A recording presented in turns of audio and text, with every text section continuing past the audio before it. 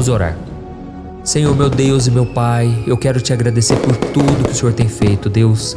Muito obrigado, Senhor, por mais um dia de vida. Obrigado pela tua palavra, que sempre nos renova. Ela é o pão diário que nós precisamos, é o nosso alimento espiritual.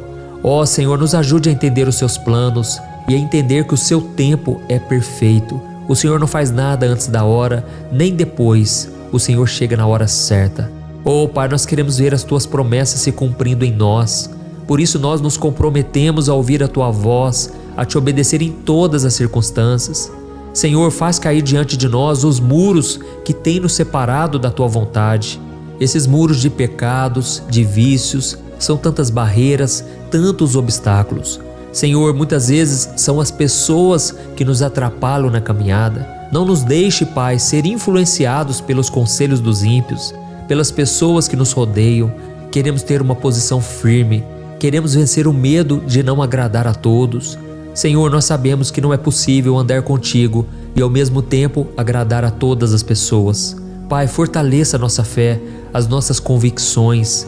E eu sei, meu Pai, que muitas pessoas que estão me ouvindo aqui agora ainda estão presas ao pecado, ainda não abandonaram, não renunciaram à vida que eles levavam antes de Jesus.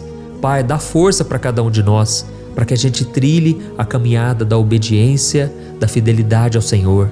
Assim como as muralhas de Jericó caíram na hora certa, depois deles obedecerem a palavra, nós queremos, meu Pai, ser fiéis, ainda que os nossos sentimentos digam que não vamos conseguir, ainda que os nossos pensamentos mintam para nós. Nós queremos, meu Pai, obedecer a sua voz. E eu já te agradeço, meu Pai, porque o Senhor tem pensamentos de paz, de bênçãos para cada um de nós. Eu abençoo, ó Deus, cada pessoa que está me ouvindo agora, cada homem e cada mulher. Pai, eu te peço, dá, Senhor, um dia abençoado, uma vida cheia de vitórias, cheio de alegrias, Pai.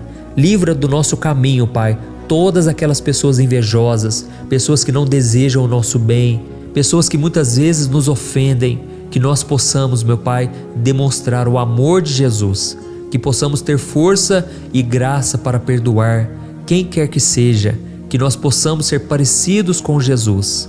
Esta é a nossa oração hoje, Pai, que o Senhor nos dê serenidade, nos dê domínio próprio, amor e compaixão. Em nome de Jesus que eu oro e já te agradeço por tudo que o Senhor já fez e ainda irá fazer em nossas vidas. Amém. Glória a Deus. Lendo com vocês um versículo que está em Mateus, capítulo 17. Preste muita atenção no que Jesus disse. Eu lhes asseguro que se vocês tiverem fé do tamanho de um grão de mostarda, poderão dizer a este monte, vá daqui para lá, e ele irá. Nada lhe será impossível. Glória a Deus. Irmãos, Jesus falava muito sobre fé, não é verdade? E a fé não precisa ser uma fé grande, ela tem que ser uma fé em desenvolvimento.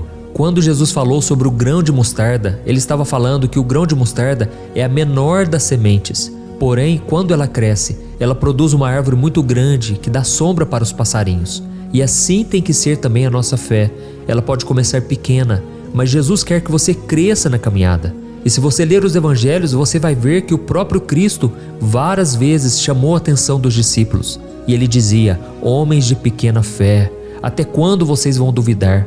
Irmãos, nós podemos começar pequeno, mas o Senhor quer que a gente se desenvolva na caminhada, que a gente busque conhecer ao Senhor cada vez mais, porque à medida em que a nossa fé for crescendo, nós veremos milagres acontecendo, nós teremos confiança de que Deus não vai nos abandonar, de que Deus fará uma obra linda, de que Deus atenderá os nossos pedidos, amém?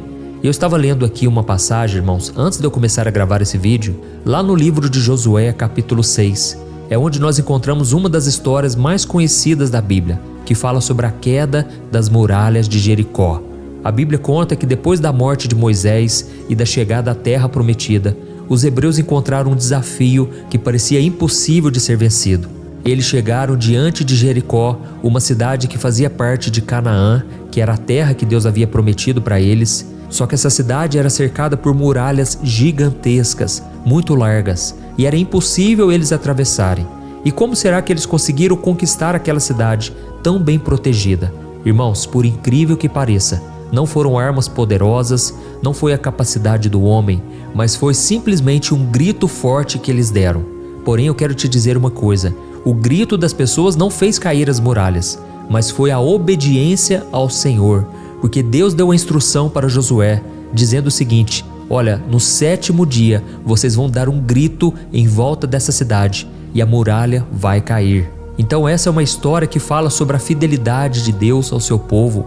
É uma história de milagres. E eu não quero te mostrar aqui que foi fácil, que foi tranquilo. Não. Eu imagino que muitas pessoas ficaram com medo, muitas pessoas quiseram desistir, muitas pessoas não sabiam o que tinha depois daquele muro e por causa disso elas ficaram temerosas. Mas Josué, como um grande líder levantado por Deus, encorajou as pessoas e motivou elas a não desanimarem. E qual foi a estratégia que Deus deu para eles? Nos 6 primeiros dias, as pessoas deveriam caminhar em silêncio e no 7º dia, elas teriam que tocar trombetas enquanto marchavam 7 vezes em torno da cidade. E em seguida, se eles fizessem tudo certinho, Deus disse que as muralhas iriam cair e Israel poderia conquistar a cidade. Só que, irmãos, havia um porém. Aquela ordem que Deus disse, aquele plano de batalha, não é algo que os guerreiros de Israel estavam acostumados. Não é algo que fazia sentido, aliás, parecia um absurdo, porque eles sabiam que aquilo não teria poder nenhum contra aquela muralha. E da mesma forma, irmãos, muitas vezes Deus vai nos pedir algo que parece não fazer sentido. Às vezes você vai querer entrar em um negócio, você vai querer fazer uma parceria, mas o Senhor vai dizer não. E aí você vai ficar sem entender, porque aos seus olhos parece que aquilo não tem como dar errado, parece que aquilo é promissor. Mas, irmãos, vale a pena obedecer à direção de Deus. Muitas vezes Deus vai tocar no seu coração para terminar com um namoro que é um jugo desigual, porque a outra pessoa não está buscando ao Senhor, mas você pensa: o que tem de mais eu estar com aquela pessoa? Mas, irmãos, devemos obedecer à palavra do Senhor sem questionar. Devemos confiar que tudo que está na Bíblia é para o nosso bem. Eu me lembro que eu me converti aos 18 anos de idade. Irmãos, eu era virgem, eu nunca tinha tido uma relação sexual. E foi então que eu ouvi falar sobre o sexo antes do casamento, que é pecado, que o plano de Deus para nós é dentro do matrimônio. Irmãos, aquilo para mim foi muito difícil porque eu tinha desejos carnais, eu tinha desejo de conhecer essa área sexual, mas foi então que eu tomei a decisão de obedecer a Deus. Em uma oração, o Espírito Santo tocou no meu coração e ele me fez acreditar que iria valer a pena obedecer à voz do Senhor. E eu me casei com 28 anos, virgem, a minha esposa também. Irmãos, valeu a pena obedecer ao Senhor. Eu não estou dizendo aqui que você, que já teve relações antes do casamento, você está com um pecado imperdoável. Não é verdade. Se você se arrependeu, se você pediu perdão a Deus, você já está perdoado através do sangue de Jesus e Deus pode te dar um recomeço abençoado. Você pode ter um casamento na presença do Senhor, você pode ser muito feliz em todas as áreas. Mas é natural que quanto mais você obedece à palavra do Senhor, mais frutos você colhe. E isso eu estou falando em todas as áreas da vida. Devemos consultar ao Senhor para saber qual é a vontade dEle. E muitas das coisas que a gente ora, irmãos, já está revelado na Bíblia. Nós não precisamos sequer ficar pedindo conselhos ou então pedir para Deus nos revelar a sua vontade, porque muitas coisas já estão reveladas na Bíblia. É claro que a Bíblia não vai falar sobre todos os assuntos, até mesmo porque naquela época, por exemplo, não existia namoro, não existia drogas.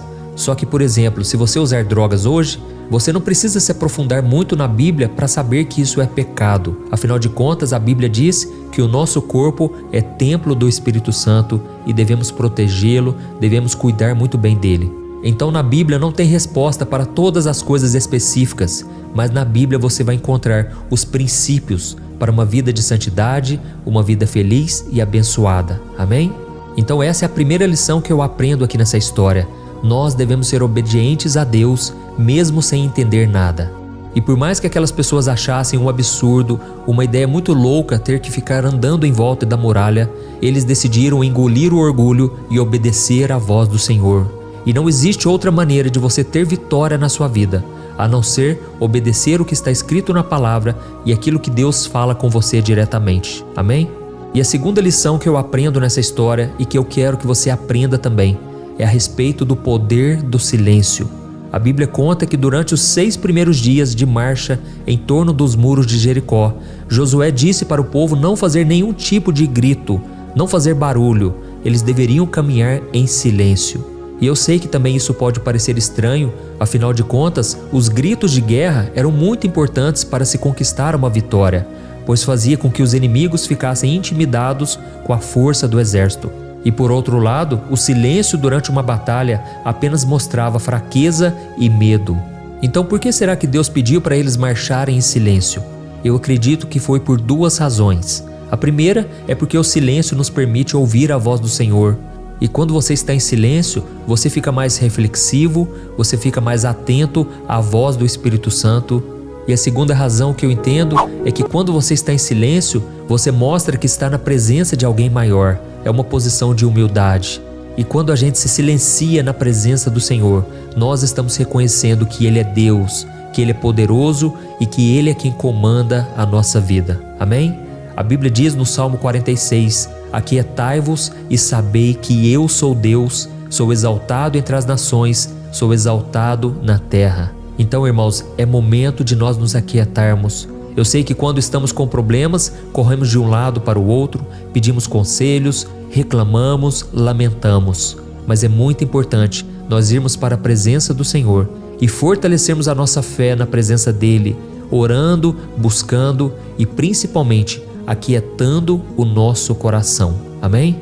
E é por isso que nós vamos orar daqui a pouco. Nós vamos pedir que o Senhor acalme a nossa alma, aquiete o nosso mar turbulento. Irmãos, a última lição que eu aprendo aqui nessa história de hoje é que nós devemos perseverar. Deus não mandou o povo andar em volta da cidade por apenas um dia. Foram 7 dias marchando. E quando chegou no 7º dia, eles deveriam caminhar 7 voltas ao redor da cidade. Irmão, será que Deus poderia derrubar as muralhas em apenas um dia? É claro que sim, mas Deus queria provar a fé das pessoas. Ele queria saber se elas iriam perseverar.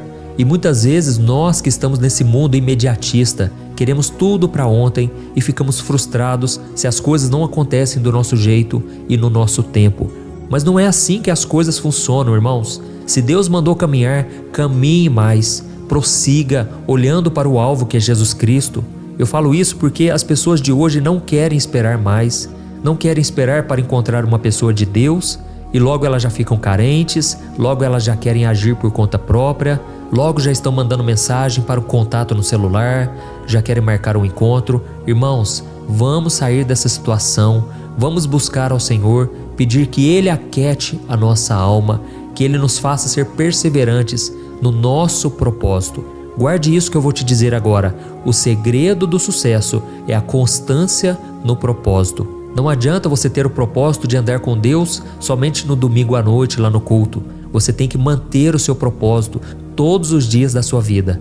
E aí você verá o milagre acontecendo. Deus trabalhando, Deus agindo em seu favor. Amém? Por isso escreva aqui nos comentários: Deus falou comigo hoje.